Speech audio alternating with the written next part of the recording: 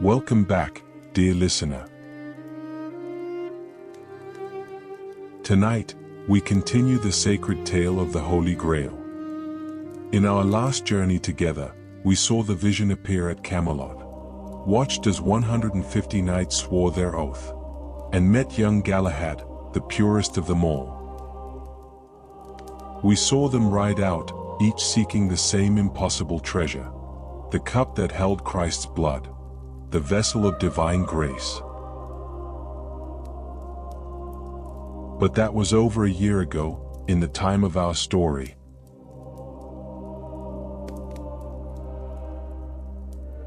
The knights have scattered across the wilderness. Most have failed. Many have died. Only 3 remain on the true path. 3 whose hearts stayed pure through every trial. Galahad, son of Lancelot. Percival, the innocent from Wales. And Bors, the married knight who left his family to seek heaven's favor. Tonight, we witness the end of their seeking. We will see the Grail itself. Watch as heaven touches earth, and understand what such purity truly costs. We will see a man ascend to paradise.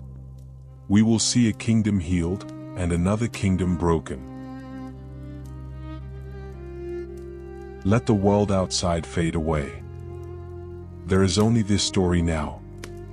Only this quiet voice. Only the ancient mystery unfolding in the darkness behind your eyes. Are you ready? Then let us begin. Chapter 1: The Convergence of 3 Knights. Picture the wild lands of Britain. Forests without paths, mountains without names. Rivers that have never known a bridge. 3 knights wander these places, each alone, each searching. They do not know they are being drawn together, but fate knows, or perhaps something greater than fate. Galahad has traveled the farthest. He has slain dragons in their caves, freed monasteries from siege, walked through valleys where demons whispered his name. Beautiful women offered him castles, kingdoms, themselves. He refused them all, not from coldness, but from clarity. He knew what he sought, and nothing else would do. His armor still shines, though he has worn it for over a year. Some say it cannot be dirted. Others say his purity keeps it clean. Percival's journey has been harder. He came from poverty, you remember. A boy from the Welsh hills who barely knew what a knight was. His armor is broken now, held together with leather straps and hope. His horse died months ago. He walks on bleeding feet, eats berries and drinks from streams, sleeps under trees. But his faith has never wavered. An old hermit once told him, "Your suffering is your blessing. Pain purifies the soul." Percival believed him. He believes still. And Bors carries the heaviest burden. He is older than the others. Married. A father. Every night he dreams of his children calling for him, his wife waiting by the window. Every morning he wakes with tears on his face. But every morning he rises and continues. "I must finish this," he whispers to himself. "I must see it through." His duty to heaven wars with his duty to family, and heaven, barely, wins each day. 4 weeks now, all 3 have been dreaming the same dream. They do not know this, of course, scattered as they are across Britain. But in sleep, they see identical visions. A white ship on a dark sea, light pouring from its deck like liquid gold. And a voice, neither male nor female, neither old nor young, calling to them. "Come to the shore. Come to the water's edge." So they travel. Galahad from the north, where he fought the dragon. Percival from the west, where he nearly died of hunger. Bors from the south, where he resisted the temptation to abandon his quest and return home. All three move toward the coast, though they do not know why, following an instinct older than thought. And one evening, as the sun sets over the Irish Sea, they arrive. Galahad reaches the shore first. He stands on a cliff overlooking the water, wind whipping his white cloak. The sea stretches endlessly before him, gold and crimson in the dying light. He does not know what he is waiting for, but he knows he must wait. An hour later, Percival emerges from the forest behind him. His feet leave bloody prints on the stone. He sees Galahad and stops, stunned. Then a smile breaks across his haggard face. "Brother," he calls out. They embrace like men who have survived the same war. As darkness falls, Bors appears from the southern path. When he sees the other two, he falls to his knees and weeps. "God has brought us together," he says. "This is his doing." The three knights stand on the cliff, holding each other, exhausted and hopeful and afraid. They make no fire that night. They simply sit on the rocks, sharing what little food Galahad carries, watching the stars emerge one by one. The sea whispers against the shore below. None of them sleep. They are waiting, though they do not speak of it. And then, near midnight, it comes. A light appears on the horizon. At first, they think it is a star falling. But it grows larger, brighter, moving across the water toward them. The light takes shape. A ship, pure white, gleaming as if made of moonlight itself. It has no sails, no oars, no crew. Yet it glides across the waves as smoothly as a swan. The three knights stand. They do not speak. Words seem small in this moment, insufficient. The ship reaches the shore below the cliff, and a path of light appears on the water, leading from the rocks to the vessel's deck. Galahad descends first. His feet touch the light path and it holds him, solid as stone. Percival and Bors follow. They walk across the glowing water, step by impossible step, until they reach the ship and climb aboard. The deck is empty. Silent. In the center stands a table covered with white cloth, but nothing else. The ship begins to move the moment they are aboard, turning away from Britain and heading out to sea. There is no wind, but they move swiftly. The stars wheel overhead. The sea is calm as glass. The three knights kneel on the deck and pray. They do not know where they are going. They do not need to know. This is surrender. Complete, absolute, joyful surrender.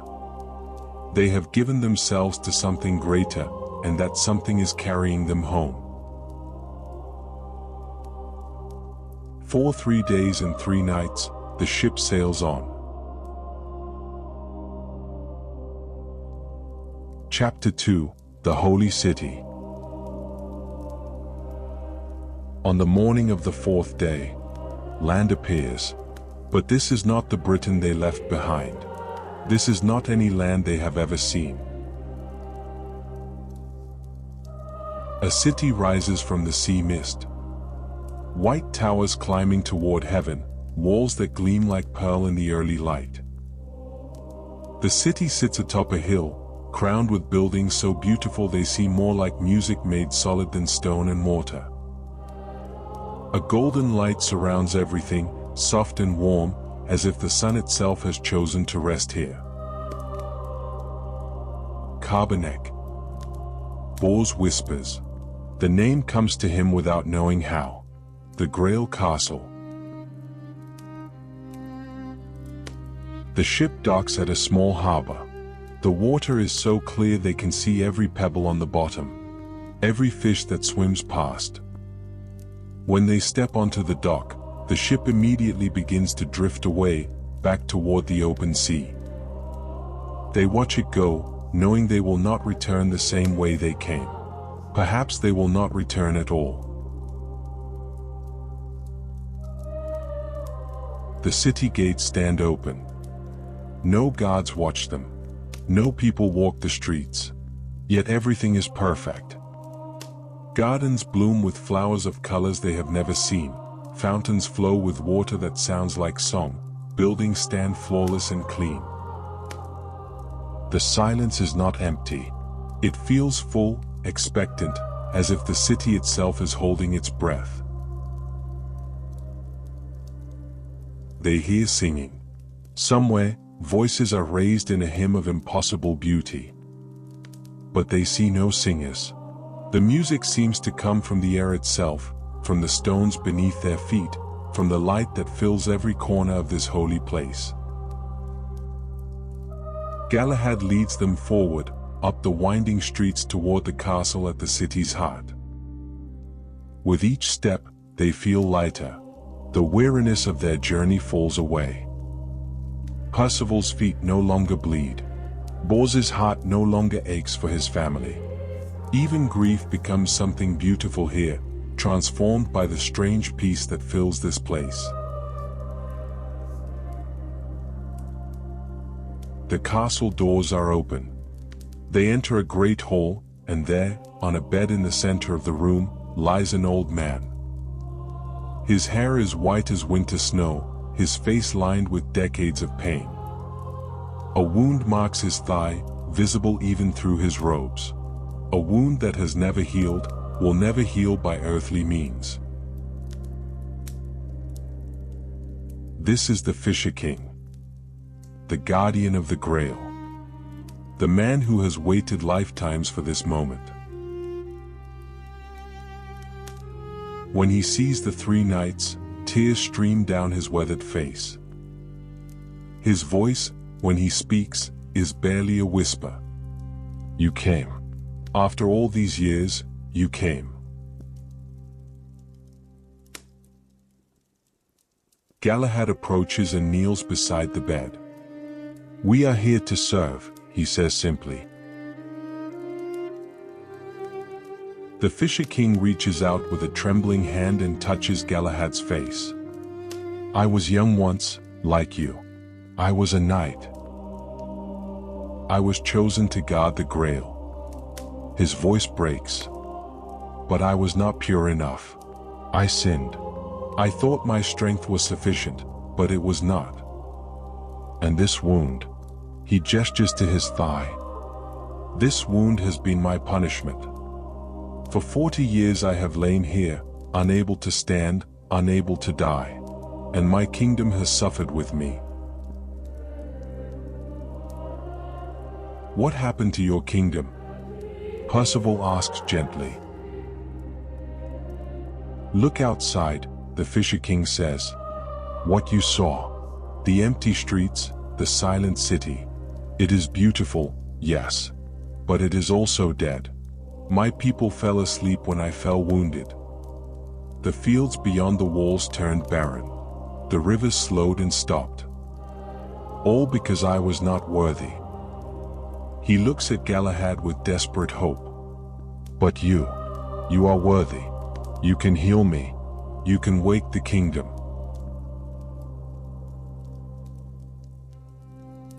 Where is the Grail? Galahad asks. The Fisher King points to a door at the far end of the hall. Through there, in the chapel. But I warn you, only the pure may enter. Only those who have given everything. He looks at all three of them. Are you ready? They are. The door is golden, carved with images of angels and vines and stars. Words are written across its surface in a language none of them can read. Yet somehow they understand, here lies the heart of heaven. Enter only with love. Galahad places his hand on the door. It swings open, silent and smooth. Light pours out, so bright they must shield their eyes. When their vision adjusts, they see a small room. Simple. Almost bare. A stone altar in the center. And on the altar, the Holy Grail. It is not what they expected. Not gold, not jeweled, not ornate. It is a simple cup, made of wood or perhaps clay. Humble, worn, ordinary. The kind of cup a poor man might drink from at supper. Yet it shines. Oh, how it shines. Light radiates from it in waves of gold and white in colors that have no names. The light is warm, gentle, filling the room like love made visible. The three knights fall to their knees. They cannot speak. There are no words for this. Tears stream down their faces, not from sadness, but from joy so pure it hurts. They are looking at the cup that Christ used at the Last Supper, the cup that caught his blood on Calvary, the cup that holds the promise of redemption for all the world. And then, the light grows brighter still. An angel appears, tall, radiant, with wings that seem woven from starlight. The angel's face is beautiful beyond description. Neither male nor female, ancient and newborn all at once. When it speaks, its voice is like every beautiful sound they have ever heard. Bells and thunder and birdsong and the laughter of children. Servants of God, the angel says, you have passed through fire. You have endured suffering. You have kept your hearts pure when all the world cried out for you to surrender. Now you will witness the greatest mystery. The angel lifts the Grail, and the room transforms. The walls vanish. They are no longer in a chapel, but somewhere beyond space and time. They see visions. The Last Supper, Christ raising the cup and blessing it. They see the crucifixion, blood flowing from wounded hands. They see the resurrection, light bursting from an empty tomb. They see the whole story of salvation unfolding around them, through them, within them. Time stops. Or perhaps time ceases to have meaning. They could be watching for seconds or centuries. They do not know. They do not care. When the visions finally fade, they find themselves back in the chapel. The angel still stands before them, holding the Grail. Will you drink? The angel asks. One by one, they approach. First Bors, then Percival, then Galahad. The angel tilts the cup to their lips. The liquid inside is wine, or water, or something beyond either. It tastes like everything they have ever loved.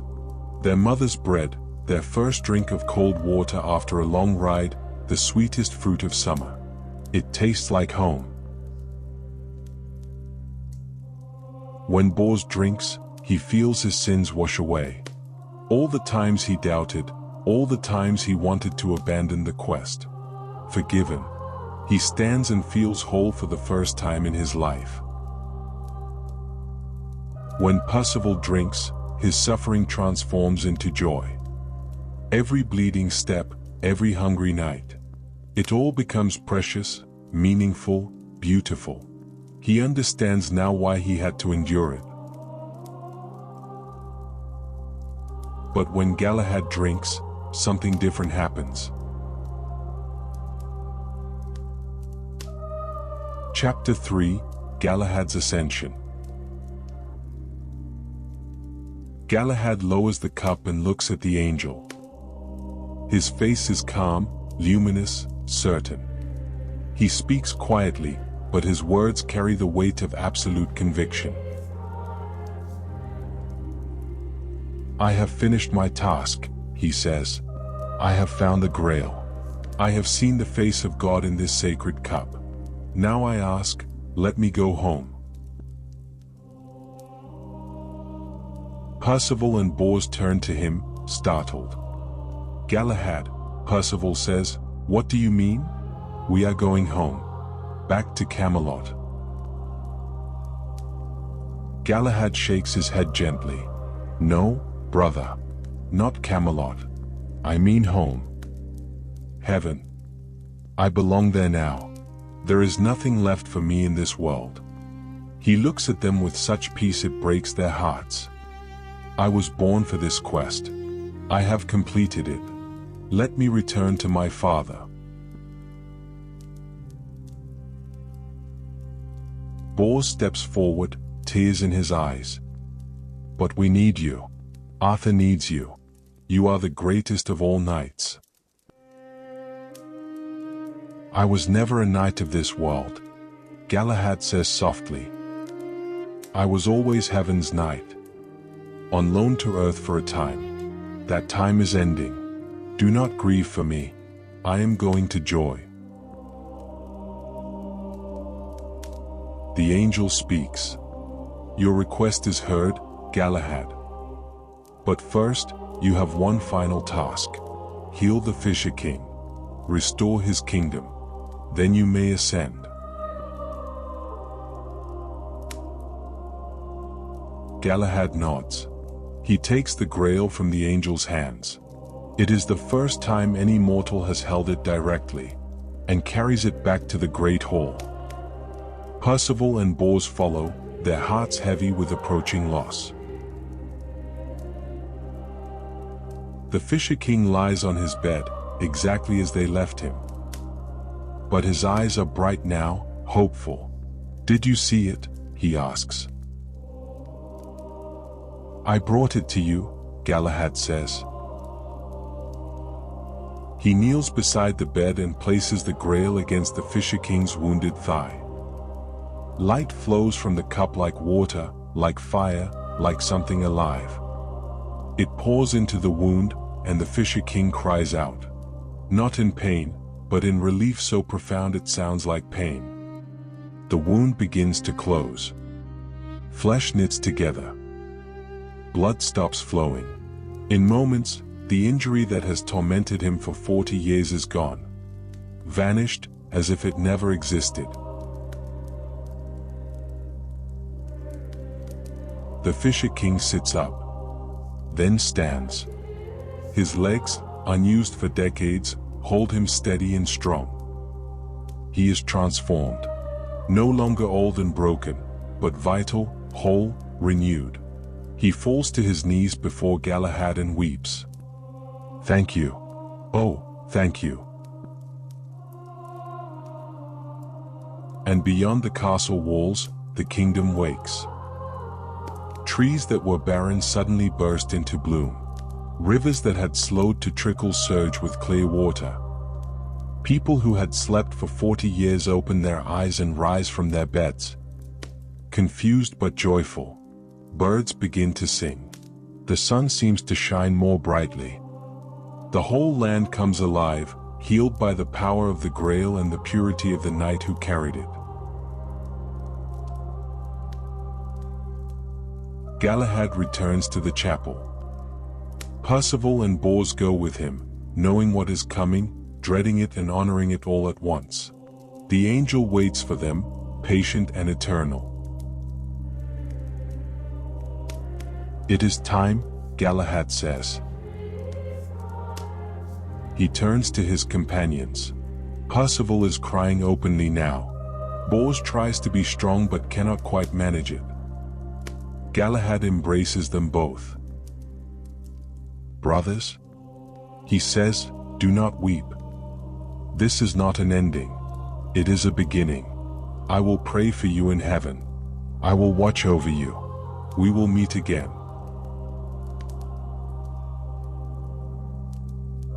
I will long for your company, Percival says, his voice trembling upon the edge of heartbreak. And I for yours. But do not grieve for time, Galahad smiles. For in the light of the eternal, every separation is but a brief moment's wait. He releases them and turns to the altar, where the Grail rests once more. He kneels before it, hands folded, head bowed. He prays in silence. The angel moves to stand behind him. And then, more angels appear. They materialize out of the air, out of the light. Dozens of them, hundreds, filling the chapel with their radiant presence. They sing, and the sound is almost unbearable in its beauty.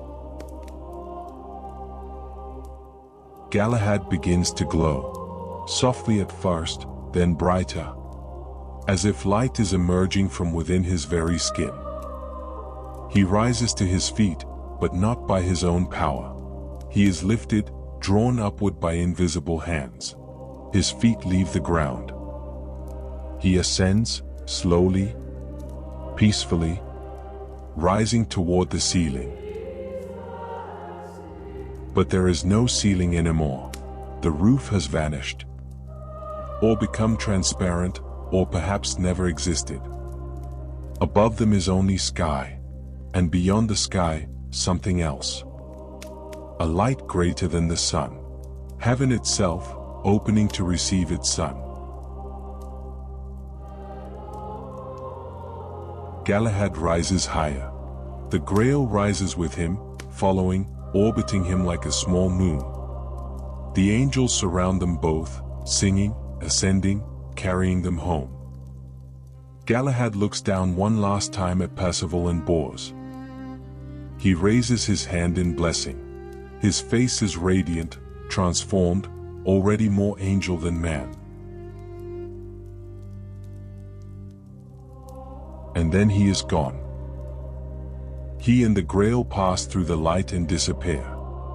The angels follow. The ceiling returns. The chapel is ordinary once more, except for the absence. The altar stands empty. The Grail has left the world. It will never return. Percival and Bors kneel in the silence. They do not move for a long time. They are grieving, yes, but they are also filled with something they cannot name. They have witnessed a miracle. They have seen a human soul ascend to heaven. They have been in the presence of the divine. How does one return to ordinary life after that? How, indeed? Chapter 4, The Survivor's Choice.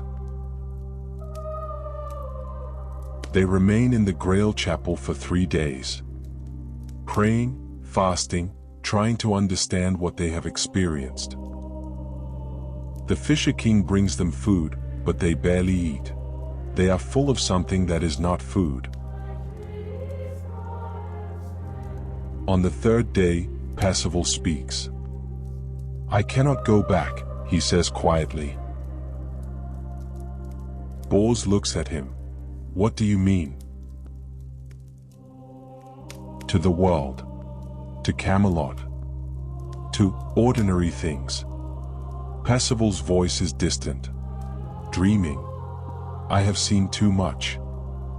I have touched eternity.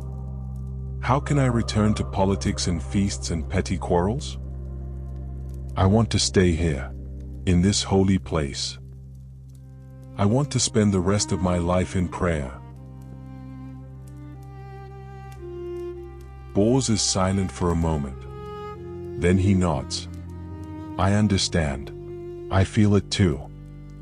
But I have a different duty. Arthur must know what happened. The knights who survived must hear this story. Someone must bear witness.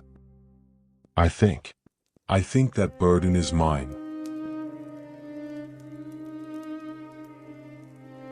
Percival looks at him gratefully. Thank you, brother. Tell them it was real. Tell them it was worth it. I will. They embrace. Then Bors makes his way to the harbor, where the white ship has returned, waiting for him. Percival stays behind, already beginning his new life as a hermit, a guardian of the now empty Grail Chapel. The ship carries Bors back across the sea. Alone this time. The journey takes weeks, or perhaps only days. Time is strange on this vessel. He has plenty of time to think, to remember, to prepare himself for what he must say. He thinks of Galahad, ascending into light. He thinks of Percival, choosing solitude and prayer. He thinks of all the knights who set out on this quest. 150 men, full of hope and pride. How many are dead now? How many failed and wandered home in shame? How many are still out there, searching for something they will never find? The cost has been enormous. But the reward was the Grail itself. Was it worth it? Bors does not know. He supposes history will decide. The ship deposits him on the coast of Cornwall and then vanishes, sinking into the sea like a dream upon waking. Bors stands on the shore, back in the world of men, and feels heavier immediately. The magic is gone. Reality presses in from all sides. He begins the long ride to Camelot. Along the way, he sees the state of the kingdom. Villages are half empty. Fields lie fallow. People look gaunt and worried. The quest drained Britain of its best men, and the kingdom has suffered for it. When he arrives at Camelot, the castle seems smaller than he remembers. Quieter. The great hall, once crowded with knights and laughter, now echoes with emptiness. The round table sits in the center, and oh, the empty seats. So many empty seats.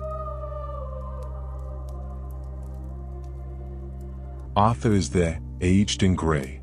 When he sees Bors, he rises from his throne and hurries forward. Bors, you have returned. There is desperate hope in his voice. Tell me, the Grail. Bors kneels. My lord, I have much to tell you. And so he does. He tells the whole story, from beginning to end. The convergence of the three knights. The white ship. The holy city. The Grail in all its glory. Galahad's healing of the Fisher King. The ascension into heaven. The Grail's departure from the world. Arthur listens in silence. The other knights who have returned, only 10 of them, listen as well. Some weep. Some bow their heads. When Bors finishes, no one speaks for a long time. Finally, Arthur stands and walks to the round table. He places his hand on it, looking at all the empty chairs. 150 knights rode out, he says quietly. 10 have returned to Camelot. Percival remains at the Grail Castle. Galahad has ascended to heaven. He pauses. That leaves 138. Dead or missing or too ashamed to come home. Sir Gawain, one of the returned, speaks up. "My lord, it was worth it. We sought the holiest of quests. Was it?"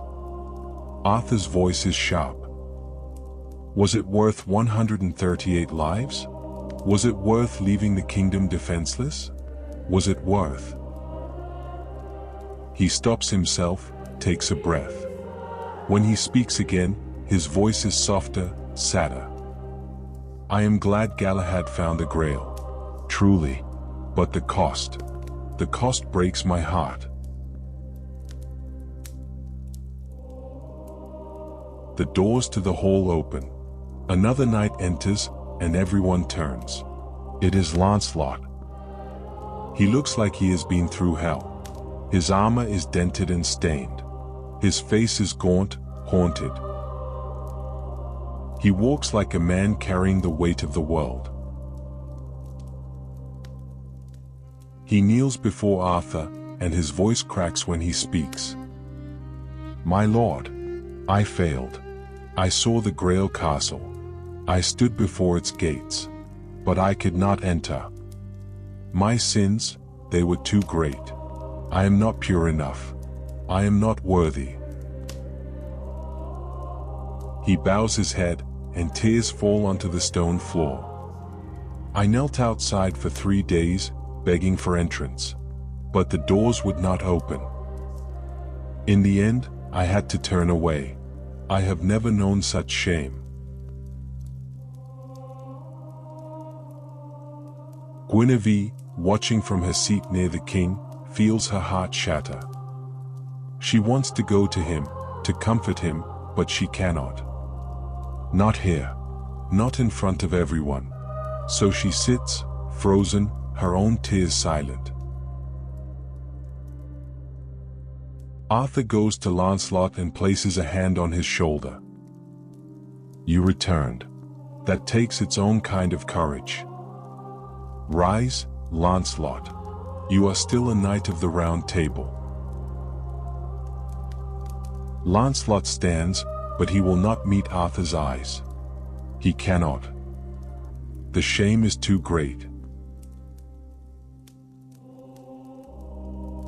Chapter 5: The Meaning of the Quest. In the days that follow, the surviving knights gather often to discuss what the quest meant. What they learned, whether it was worthwhile. Bors speaks at these meetings, telling his story again and again. Each time he tells it, he understands it a little better. The Grail was real. He says, "God's grace is real. I saw it. I drank from the cup.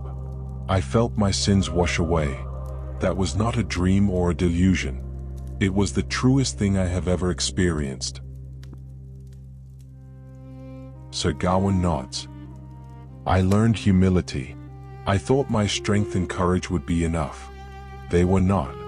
The Grail demanded purity, and I did not have it. But that knowledge, that is valuable too. I know myself better now.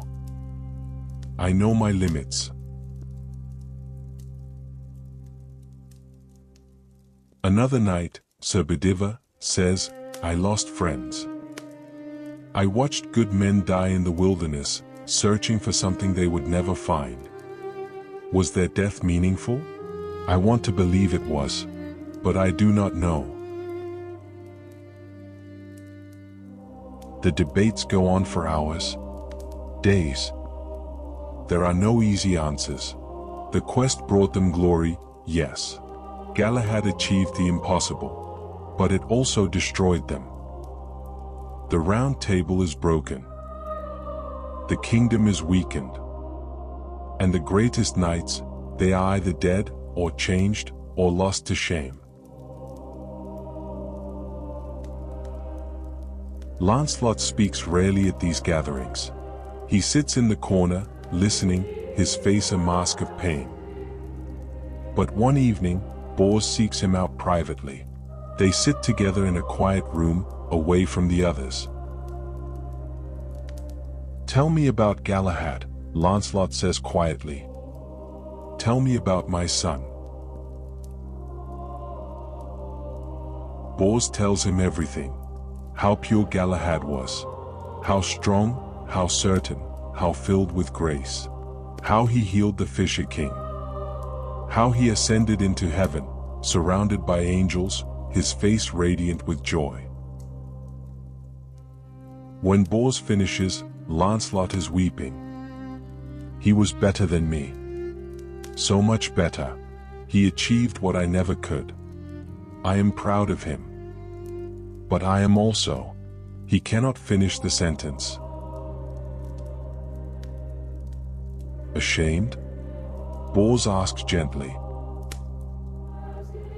Lancelot nods. He succeeded because he was pure. I failed because I am not. My sin. It kept me from the Grail. And that sin. He looks at Bors with desperate eyes. You know what it is. Everyone knows. Bors says nothing. There is nothing to say. Lancelot's love for Guinevere is an open secret at Camelot. A secret everyone pretends not to know. I have to change. Lancelot says. I have to end it. I cannot continue this way. Galahad would want me to be better.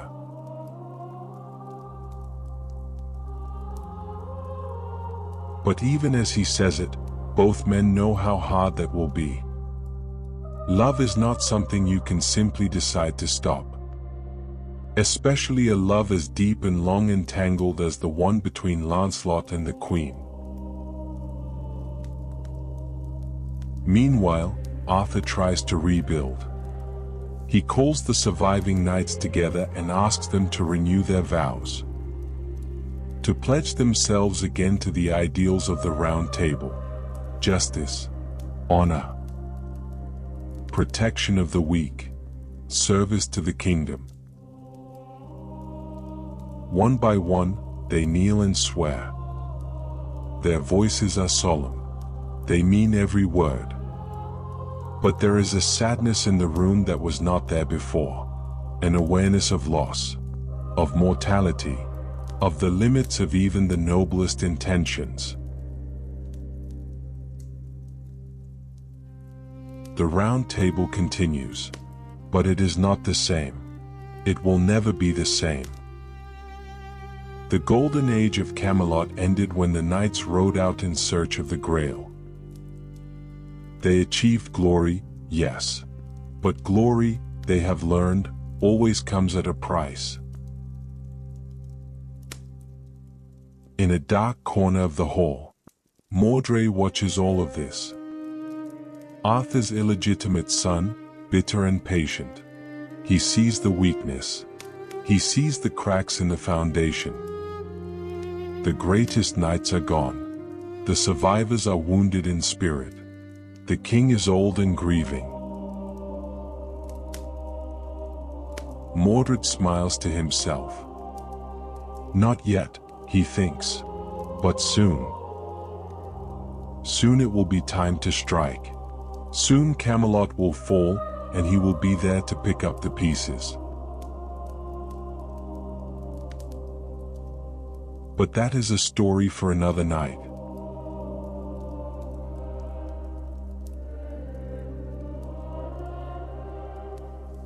And so the quest for the Holy Grail comes to an end. Galahad found it, held it, drank from it, and ascended to heaven. The Grail itself has left the world, never to return. Percival remains at the Grail Castle, living out his days in prayer and solitude. Bors returned to bear witness, to tell the story, to remind everyone that it was real. But the cost, oh, the cost. 150 knights set out. Barely a dozen returned. Families lost fathers and sons. The kingdom lost its defenders. Camelot lost its strength. Was it worth it? That is a question each person must answer for themselves. Galahad would say yes, absolutely, without hesitation. He achieved the ultimate victory, union with God. Percival would say yes too. He found peace and purpose beyond anything the world could offer. Bors might hesitate, but he would say yes in the end. He witnessed a miracle. He touched the divine. But Arthur, looking at his empty hall, might not be so sure. Lancelot, crushed by his failure, might not be so sure. The widows and orphans left behind might not be so sure. The quest revealed a truth, that the highest ideals require the greatest sacrifices. That purity is possible, but rare. That heaven is real, but distant. That the Grail exists, but not for everyone. Some see this as tragedy. Others see it as glory. Perhaps it is both. Tonight, as you drift towards sleep, consider this. What is your Grail? What is the thing you seek above all else? And what would you sacrifice to find it? The moonlight falls on Camelot tonight. The round table sits in its hall, surrounded by empty chairs. But the surviving knights still gather. They still serve. They still believe, despite everything, that honor and justice and love matter. Arthur stands at a window, looking out at the stars. He thinks of Galahad, ascending into light. He thinks of all the knights who will never come home. He whispers to the night, "May you find peace. May your sacrifice mean something. May we be worthy of what you gave." And somewhere, in a chapel beyond the sea, Percival kneels in prayer. He will remain there for the rest of his life. 1 year from now, he will die peacefully in his sleep, a smile on his face. The angels will come for him, just as they came for Galahad. The Grail is gone, but its light remains, somehow, in the hearts of those who sought it. Even in failure, they touched something greater than themselves. Even in loss, they glimpsed eternity. Next time, we will see the consequences of the quest unfold. Lancelot and Guinevere's love will be tested as never before. Secrets will be revealed. Betrayals will begin. And the final tragedy of Camelot will start its slow, inevitable march toward the end. But that is for tomorrow. For now, rest. Let the story settle into your dreams. Let the image of the Grail, simple and radiant, be the last thing you see before sleep claims you. The purest quests demand the heaviest prices, but perhaps that is what makes them holy. Good night, dear listener. May you find your own Grail.